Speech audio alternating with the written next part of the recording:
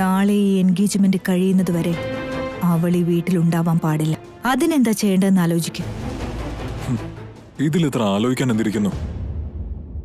ഇന്ന് രാത്രി തന്നെ ഞാൻ അവളെ പൊക്കിക്കോളാം. ഒന്ന് പോടാ. ഏത് നേരം കിഡ്നാപ്പും കൊലപാതകം മാത്രമേ ഉള്ളൂ നിന്റെ മനസ്സിൽ. ഇതല്ലാതെ ഒന്നും നിന്റെ തലയിൽ തെളിയില്ലേടാ. നീ പിടിച്ചോണ്ട് പോയിട്ട് അവളെങ്ങാനും ചാടി പോന്നാല് വൈദേഹി ആയതുകൊണ്ടാ നമ്മള് തട്ടിക്കൊണ്ടു പോയതെന്നും പറഞ്ഞ് അവള് ദേവന്റെ സിമ്പതിയും സ്നേഹവും പിടിച്ചുപറ്റും. അതിന് ചാടി പോന്നിട്ട് വേണ്ടേ? നാളെ ഒരു ദിവസം ഞാൻ നോക്കിക്കോളാം. നീ എന്നെ ഒന്ന് വിശ്വസിക്കും. അപ്പോഴും നിശ്ചയം നടക്കില്ല എന്നുകൂടി ഓർക്കണം. അതെങ്ങനെ? അവൾ ഉണ്ടെങ്കിലും നടക്കില്ല, ഇല്ലെങ്കിലും നടക്കില്ല എന്ന് വെച്ചാ അതേത് വകുപ്പില്ല? വൈദേഹിയെ ക്ഷണനേരത്തിൽ ഈ വീട്ടിൽ നിന്ന് കാണാതായ ആ പ്രാന്തി ശാന്തി മോളെ കാണുന്നില്ലേ എന്ന് പറഞ്ഞ് ഒച്ച വെക്കാൻ തുടങ്ങും. അപ്പൊ ഒരു ദിവസം കാണാതായ അവര് വീട്ടിൽ നിന്ന് ഇറങ്ങിപ്പോവും. പിന്നെ അവരെ തപ്പി നടക്കാനേ ഇവിടെ ഉള്ളവർക്ക് സമയം കാണും. എൻഗേജ്മെന്റ് അതോടെ നിൽക്കും. എന്നാ ശരി, എന്താ ചെയ്യേണ്ടെന്ന് നീ തന്നെ പറ. എന്റെ തലയിൽ ഇതല്ലാതെ വേറെ ഒന്നും തെളിയുന്നില്ല.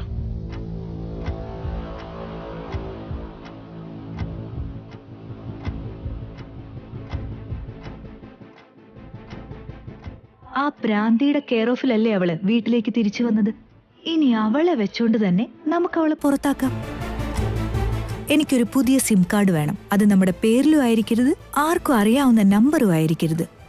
അതുപോലെ കുറെ എണ്ണം എന്റെ അടുത്തുണ്ട്. ഇത് കണ്ടോ, ഇത് വേറെ ആർക്കും അറിയില്ല. യൂസ് ചെയ്തോ.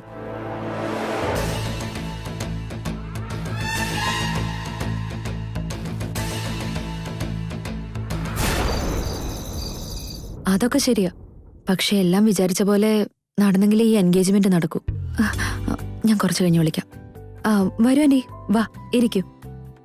നീ അവിടെ ഇരിക്കും മോളെ, ഇരിക്കെ. സാരമില്ല, ഇരിക്കേ. എന്താ മോളെ, നാളെ നിശ്ചയം നടക്കോ ഇല്ലയോ എന്ന് ഇപ്പോഴും സംശയമാണ് നിനക്ക്?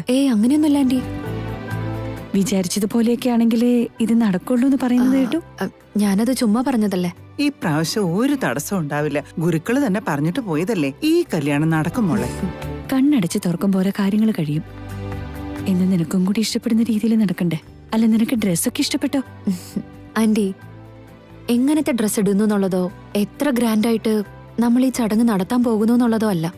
പഴയ ഒരു സാരി ഉടുത്ത് ഈ 4 ചുവരുകൾക്കുള്ളിൽ വെച്ച് മോതിരം മാറ്റിയാലും എന്നെ ദേവന്റെ ഭാര്യയായി സ്വീകരിക്കും, മഹാറാണിയായി അംഗീകരിക്കും. വാടാ ദേവാ, ഇവിടെ വന്നിരിക്കും. വാ ദേവാ, ഇവിടെ വന്നിരിക്കും.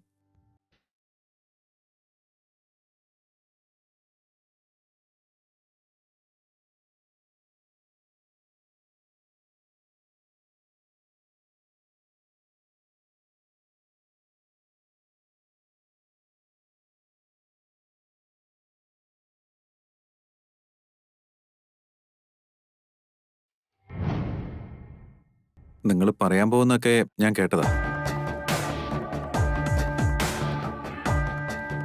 കേട്ടത് കൊണ്ട് മാത്രം ആയോടാ? അതുപോലെ തന്നെ പ്രവർത്തിക്കാൻ വേണ്ടേ? ഞങ്ങള് നീ ഈ കല്യാണത്തിന് സംബന്ധിക്കാൻ കാത്തിരിക്കുകയായിരുന്നു. ബാക്കി എല്ലാവരും പണ്ടേ അവളെ മരുമകളായി അംഗീകരിച്ചിരിക്കുക. നിന്റെ ജീവിതത്തിൽ അവൾക്ക് സ്ഥാനം കിട്ടിക്കഴിഞ്ഞു. പക്ഷെ നീ വിചാരിച്ചാൽ മാത്രമേ നിന്റെ മനസ്സിൽ അവൾക്ക് സ്ഥാനം കിട്ടൂ.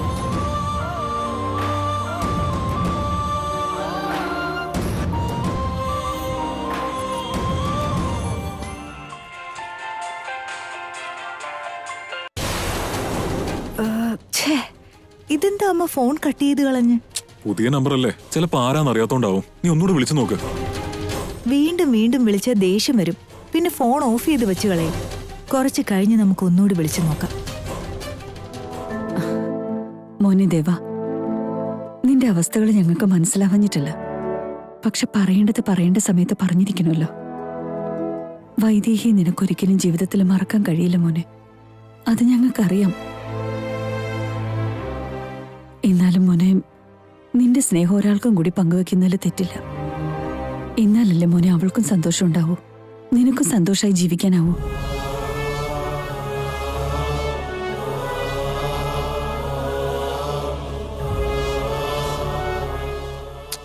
നിങ്ങൾ പറയുന്ന പോലെ അത്ര എളുപ്പമല്ലാമേ ചില കാര്യങ്ങൾ. പക്ഷേ ഇനി അങ്ങോട്ട് നടക്കുന്ന സംഭവങ്ങൾ എല്ലാം നല്ലതിനായിരിക്കും എന്നല്ലേ ഗുരുക്കൾ അപ്പൊ പറഞ്ഞത്. നോക്കാം എന്താ നടക്കാന്ന്. എന്നുവെച്ചാ ഇപ്പോഴും ഈ കല്യാണം നടക്കൂന്നുള്ള പൂർണ്ണ വിശ്വാസം സാറിനില്ല.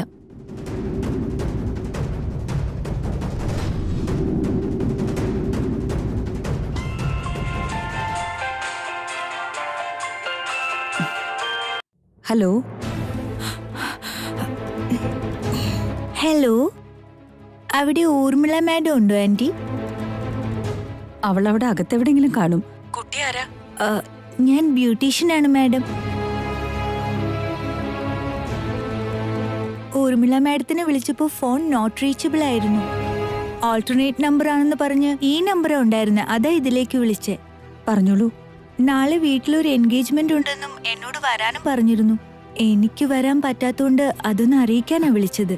അയ്യോ, അതെന്താ? അതിപ്പോ പറഞ്ഞ് എന്താ ചെയ്യാ? ഇനിയിപ്പോ ഒരാളെ കണ്ടെത്താൻ ബുദ്ധിമുട്ടല്ലേ കുട്ടി? സോറി മാഡം, എന്റെ സാഹചര്യം അങ്ങനെ ആയതുകൊണ്ടാ. ബുദ്ധിസ്ഥിരത ഇല്ലാത്ത എന്റെ അമ്മമ്മയെ ഒരു പ്രകൃതി വൈദ്യ ചികിത്സയ്ക്ക് കൊണ്ടുപോവാ. ഇവിടുന്നൊരു 40 കിലോമീറ്റർ അകലെയാ മാഡം. അപ്പോ പോയിട്ട് വരുമ്പോ തന്നെ ഒരു ദിവസം കഴിയും. സമയത്ത് അവിടെ എത്താൻ പറ്റില്ല.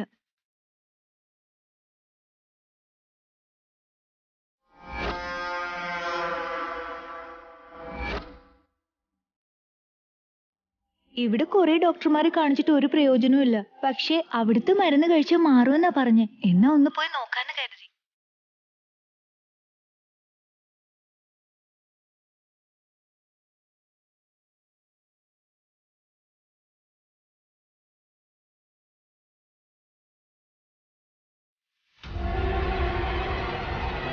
നാളെ എന്തിനാ, മറ്റന്നാൾ പോയാ പോരേന്ന് ചോദിക്കുമായിരിക്കും. പക്ഷേ ഈ മരുന്ന് 3 മാസത്തിലൊരിക്കൽ ഒറ്റ ദിവസേ അവിടെ കൊടുക്കാറുള്ളൂ. നാളെ വിട്ടുകഴിഞ്ഞാ പിന്നെ 3 മാസം കാത്തിരിക്കേണ്ടി വരും. അതുകൊണ്ടാ നാളെ തന്നെ പോയേക്കാന്ന് വിചാരിച്ചേ. ഒന്നും വിചാരിക്കരുത് കേട്ടോ. I am really sorry madam.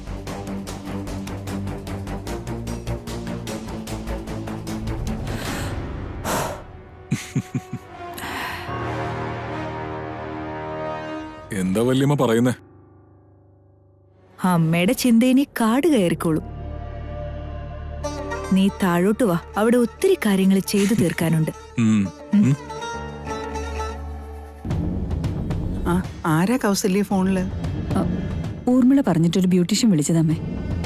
ആ കുട്ടിയുടെ അമ്മമ്മയ്ക്ക് ബുദ്ധിസ്ഥിരത ഇല്ലാന്നും പറഞ്ഞ് ഏതോ ഒരു പ്രകൃതി വൈദ്യ ചികിത്സയ്ക്ക് കൊണ്ടുപോവാത്രേ. അതുകൊണ്ട് നാളെ വരാൻ പറ്റില്ല എന്ന് പറഞ്ഞതാ.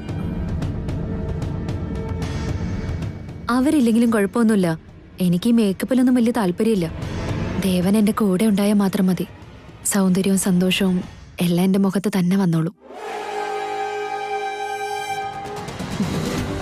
ആ പറഞ്ഞതിൽ കാര്യമുണ്ട്. ബാക്കിയുള്ളതൊക്കെ നാട്ടുകാർക്ക് വേണ്ടിയുള്ളതല്ലേ. നമുക്ക് നമ്മുടെ ജീവിതമാ വലുത്.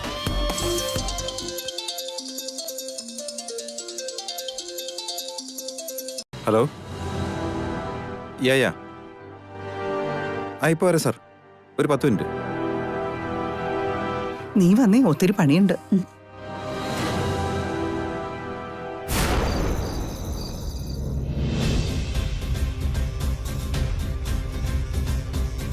നീ ഇപ്പോഴും ഇവിടെ തന്നെ ഉണ്ടായിരുന്നോ? പെട്ടെന്ന് ഇന്ന് ബാഗ് പാക്ക് ചെയ്യാൻ നോക്ക്. സമയമില്ല, കാലത്ത് തന്നെ പുറപ്പെടണ്ടേ. എത്ര വട്ടം എന്നെ ഇവിടെ നിന്ന് ഓടിക്കാൻ ശ്രമിക്കും ഊർമിളേച്ചി. ചേച്ചി എത്രയൊക്കെ ശ്രമിച്ചാലും എന്നെ ഓടിക്കാൻ പറ്റില്ല. എന്നിട്ടും പിന്നെ എന്തിനാ എന്റെ പുറകെ നടക്കുന്നേ? ഇനി ഈ വീട്ടിൽ നിന്ന് ഞാൻ പുറത്തേക്ക് പോവില്ല എന്നുള്ളത് ഇന്നലെ തന്നെ ഞാൻ പറഞ്ഞതല്ലേ. നീ ഇപ്പോഴും ഇന്നലത്തെ കാര്യത്തിൽ തന്നെ നിൽക്കുവാണോ? ദിവസം മാറുമ്പോ അവസ്ഥകളും മാറും. നിന്നെ അന്ന് അകത്തോട്ട് പിടിച്ചോണ്ട് വന്നവര് തന്നെ നാളെ പുറത്തേക്ക് പറഞ്ഞയച്ചോളും. പിന്നെ വരേണ്ട ആവശ്യം ഉണ്ടാവില്ല. വന്നിട്ടും കാര്യം ഉണ്ടാവില്ല. അപ്പോഴേക്കും ആരാധ്യയുടെയും ദേവന്റെ എൻഗേജ്മെന്റ് കഴിഞ്ഞിട്ടുണ്ടാവും. അല്ല, അത് എടുത്തു പറയേണ്ട കാര്യമുണ്ടോ? പിന്നെ നീ ഇങ്ങോട്ട് വരില്ലല്ലോ. ഇന്നലെ പറഞ്ഞത് ആരാധ്യയായിട്ടുള്ള എൻഗേജ്മെന്റ് കഴിഞ്ഞ വൈശാലിയായിട്ട് ജീവിച്ചു മരിച്ചോളാന്നാ. ഈ വീട്ടിലേക്ക് തിരിഞ്ഞു നോക്കില്ലെന്നാ. വാക്ക് പാലിക്കുന്നതാ അന്തസ്. എന്നാ പിന്നെ പെട്ടെന്ന് ചെല്ല്. എന്നിട്ട് ബാഗൊക്കെ റെഡിയാക്കി വെച്ചു. ചെല്ലടി മുത്തേ, ചെല്ല് ചെല്ല് ചെല്ല്.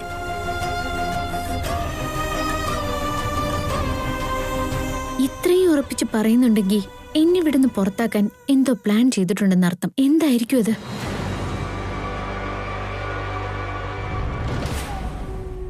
എന്താ അമ്മേ കാര്യം? നാളത്തെ എൻഗേജ്മെന്റിന്റെ ഒരുക്കങ്ങളെ കുറിച്ച് സംസാരിക്കുകയാണോ?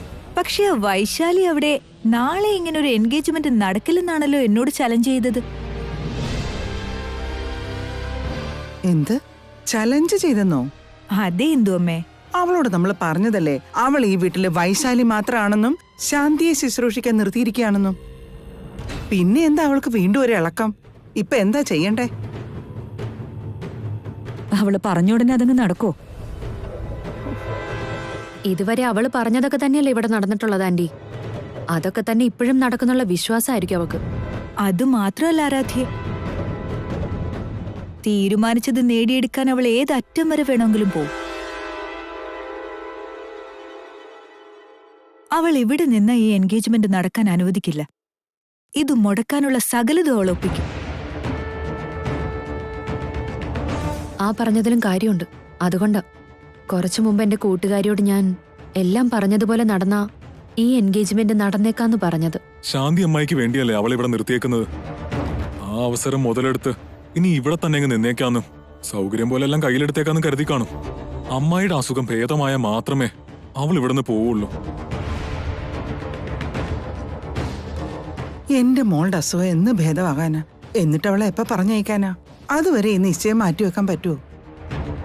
അവളുടെ മനസ്സിലിരിപ്പ് എന്താന്ന് ഇപ്പൊ തന്നെ അറിഞ്ഞേ പറ്റൂ. ഇപ്പൊ ഇന്ദുമ്മ ചെന്ന് ചോദിച്ചിട്ട് ഒരു പ്രയോജനവും ഇല്ല. ഇല്ലെന്ന് സത്യം ചെയ്യും. അടിയിൽ കൂടി ചെയ്യാനുള്ളതെല്ലാം ചെയ്യുകയും ചെയ്യും. വരുൺ പറഞ്ഞതുപോലെ ശാന്തി അമ്മയ്ക്ക് അസുഖം മാറുകയും വേണം, അവൾ ഇവിടുന്ന് പോവുകയും വേണം. പക്ഷെ ഇതിനി മരുന്നൊന്നും ഇല്ലെന്നല്ലേ ഡോക്ടർമാർ പറഞ്ഞു. ഇത് ചികിത്സിച്ച് ഭേദമാക്കാൻ പറ്റിയൊരു മരുന്ന് കിട്ടിയാൽ മതിയായിരുന്നു. ആ ഒരു മരുന്നുണ്ട് ഊർമിളെ.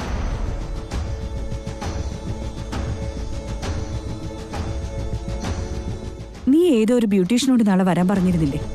ആ കുട്ടിയുടെ അമ്മമ്മയ്ക്ക് ബുദ്ധിസ്ഥിരതയില്ല അത്ര. എവിടെയോ ഒരു പ്രകൃതി വൈദ്യ ചികിത്സയ്ക്ക് കൊണ്ടുപോവാ. അവിടെ കൊണ്ടുപോയ ഭേദാവൂന്നാ പറയുന്നത്. അതുകൊണ്ട് നാളെ വരില്ലെന്ന് നിന്റെ ഫോൺ കിട്ടാത്തോണ്ട് എന്റെ ഫോണിൽ വിളിച്ച് പറഞ്ഞിരുന്നു. ഓ, അവള് വിളിച്ചിരുന്നു അമ്മേ? കുറച്ചു മുമ്പാ വിളിച്ചത്. 3 മാസത്തിലൊരിക്കൽ മാത്രമേ അവിടെ മരുന്ന് കൊടുക്കുള്ളൂന്ന്. അത് കഴിച്ച് ഈ അസുഖം വേഗം മാറിക്കൊള്ളുന്നു. ശാന്തിയെ നമുക്ക് ഒന്ന് അവിടെ കൊണ്ടുചെന്ന് കാണിച്ചാലോ? എന്നാ പിന്നെ നാളെ തന്നെ പോയിട്ട് വരട്ടെ. പോകുന്നതിന് ഒരു തെറ്റുമില്ല. വൈശാലിയെയും ശാന്തി ചെറിയമ്മയും നാളെ തന്നെ പറഞ്ഞേക്കാം. ചെറിയമ്മയുടെ ചികിത്സയും നടക്കും. ഇവിടെ നിശ്ചയം നടക്കുന്ന സമയത്ത് വൈശാലിയുടെ പ്രസൻസും ഉണ്ടാവില്ല. എന്നാ ഉടനെ തന്നെ വിളിച്ച് പറഞ്ഞേക്കാം. വൈശാലി, വൈശാലി.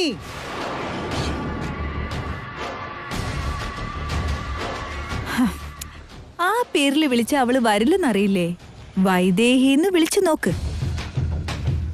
വൈദേഹി.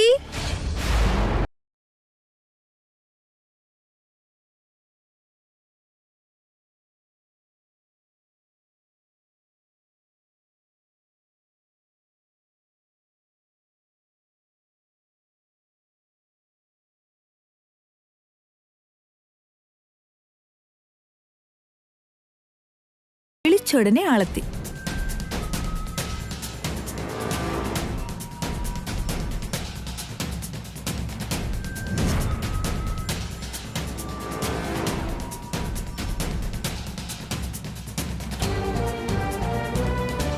വൈദേഹി എന്ന് പേര് വിളിച്ചതുകൊണ്ട് നീ വൈദേഹിയാണെന്ന് സമ്മതിച്ചു എന്നല്ല അർത്ഥം. ആ പേര് വിളിച്ചാലല്ലേ നീ വരൂ. ഇത്രയും വലിയ വീടിനകത്ത് നീ എവിടെയാണെന്ന് തപ്പി നടക്കാനൊന്നും എനിക്ക് വയ്യ. അതുകൊണ്ട് മാത്ര വൈദേഹിന്ന് വിളിച്ച്. കാരണം എന്തെങ്കിലും ആവട്ടെ, എന്റെ പേര് തന്നെ വിളിച്ചല്ലോ, സന്തോഷായി. നിന്നെ ഏത് പേര് വിളിച്ചാലും നീ ആരാന്നുള്ളത് ഞങ്ങൾക്കറിയാം. നിന്നോട് ഇന്നലെ തത്ത പറയും പോലെ പറഞ്ഞതാ. എന്നിട്ടും നീ നിന്റെ സ്വഭാവം പുറത്തെടുക്കാൻ തുടങ്ങിയ. കൗസല്യ, നീ അത് വിട്ടിട്ട് കാര്യം പറ. എല്ലാം അറിഞ്ഞോണ്ട് നിന്നെ ഈ വീട്ടിൽ താമസിപ്പിക്കാൻ ഒരു കാരണേ ഉള്ളൂ. എന്റെ മോള് ശാന്തിയുടെ അസുഖം. അത് പറഞ്ഞിരുന്നതല്ലേ? പറഞ്ഞു. നിന്നെ നിർത്തിയത് ശാന്തിയുടെ കാര്യങ്ങൾ നോക്കി അവളെ ശുശ്രൂഷിക്കാനാ. മറ്റു ചിന്തകളൊന്നും വേണ്ടെന്നല്ലേ അന്ന് നിന്നോട് പറഞ്ഞത്?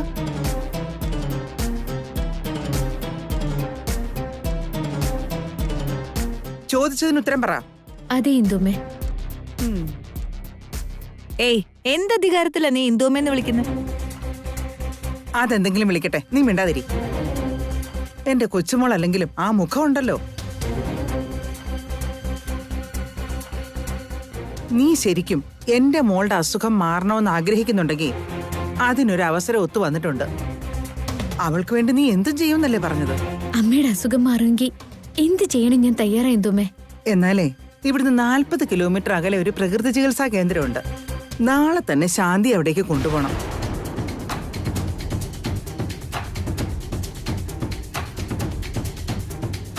നാളെയോ? എന്താ നാളെ പോവാൻ പാടില്ലെന്നുണ്ടോ? ഇവിടെ നടക്കാൻ പോകുന്ന ചടങ്ങുകൾ മുടക്കാൻ വല്ല പദ്ധതി ഒരുക്കിയിട്ടുണ്ടാവും. ഒരു പ്ലാൻ ഉണ്ടാക്കി അതിന്റെ പുറകെ മെനക്കെടേണ്ട ആവശ്യമൊന്നും എനിക്കില്ല അമ്മേ. മറ്റാരൊക്കെ ഇടുന്ന പ്ലാനിന് ഞാൻ ബലിയാടാവാതിരുന്ന മാത്രം മതിയായിരുന്നു.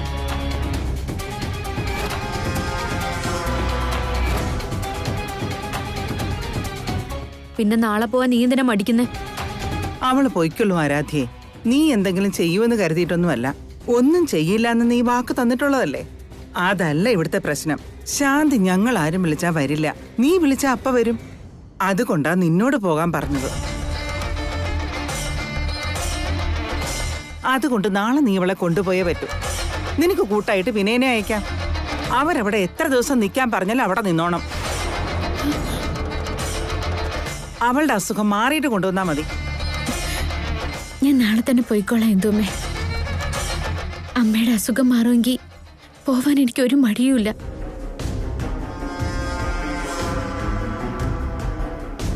പക്ഷെ അസുഖം മാറുന്ന ഉറപ്പുണ്ടോ എന്തുമേ? ഇതിപ്പോ നാളെ എൻഗേജ്മെന്റിന്റെ സമയത്ത് തന്നെ മാറ്റി നിർത്താൻ വേണ്ടി ആരെങ്കിലും ചെയ്യുന്ന പ്ലാനിന്റെ ഭാഗമാണെങ്കിലോ? അതിന് നാളെ നീ ഇവിടെ നിൽക്കേണ്ട എന്താ ആവശ്യമുള്ളത്? ഇവിടെ നടക്കുന്ന ആ ചടങ്ങിന് നിനക്കും തമ്മിൽ എന്താ ബന്ധം? അല്ലേ തന്നെ നീ എന്തിനിവിടെ നിൽക്കണം? ശാന്തിയോടൊപ്പം നിൽക്കാന്നുള്ളത് മാത്രം നിന്റെ ജോലി. നാളെ കാലത്ത് തന്നെ ശാന്തിയോടൊപ്പം പോയേക്കണം.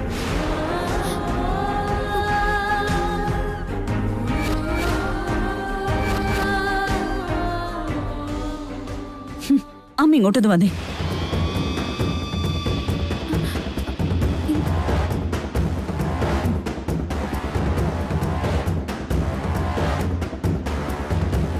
പറഞ്ഞില്ലായിരുന്നോ ബാഗ് പാക്ക് ചെയ്തോ, നേരം വെളുക്കുമ്പോ ഇറങ്ങേണ്ടി വരുമെന്ന്? ഇനിയെങ്കിലും പറഞ്ഞത് കേക്ക്. അവസാനമായിട്ട് ഈ വീടും ദേവനെയൊക്കെ ഒന്ന് കണ്ടിട്ട് പോയിക്കോ. ചെല്ലുമോളെ ചെല്ല്.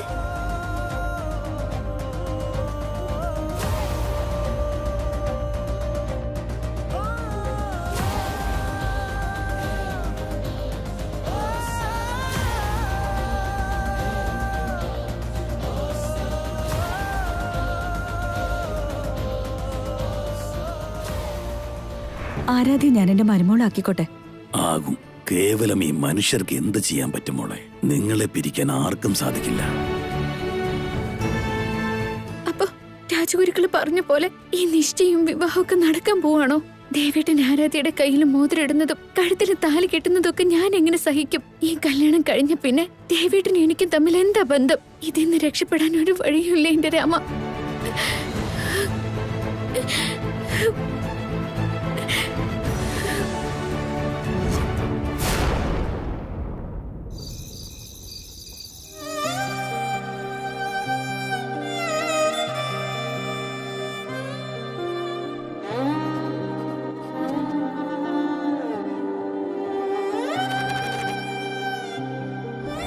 എന്നാ ഈ കല്യാണം നടത്തിക്കോട്ടെ ഗുരുക്കളെ.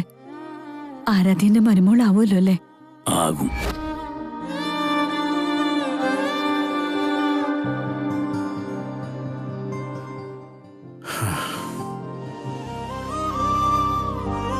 ശരിയാണ്. ഇതുവരെ രാജഗുരുക്കൾ പറഞ്ഞതെല്ലാം അതുപോലെ നടന്നിട്ടുണ്ട്. ഇവളെന്റെ വൈദേഹിയാണെന്നാണ് എന്റെ മനസ്സ് പറയുന്നത്. പക്ഷെ എന്റെ മനസ്സ് പറയുന്നത് പോലും അംഗീകരിക്കാൻ കഴിയാത്ത രീതിയിൽ ഇവിടുത്തെ സാഹചര്യങ്ങൾ ആകെ മാറി മറിഞ്ഞിരിക്കുകയാണ്. ഇവര് വീണ്ടും ഒരു നിശ്ചയവും കല്യാണവും ഒക്കെ എന്തിനു വേണ്ടി അറേഞ്ച് ചെയ്തിരിക്കുന്നേ?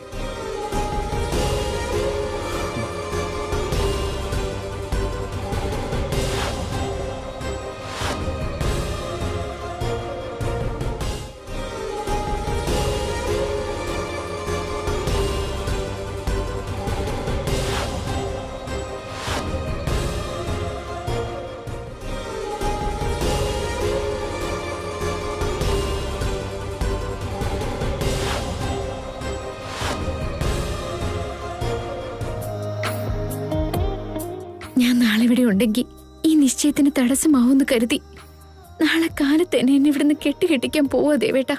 ദേവേട്ടന്റെ മനസ്സിൽ എന്താ ഇപ്പൊ? എന്താ ദേവേട്ടൻ ഈ ആലോചിക്കുന്നത്?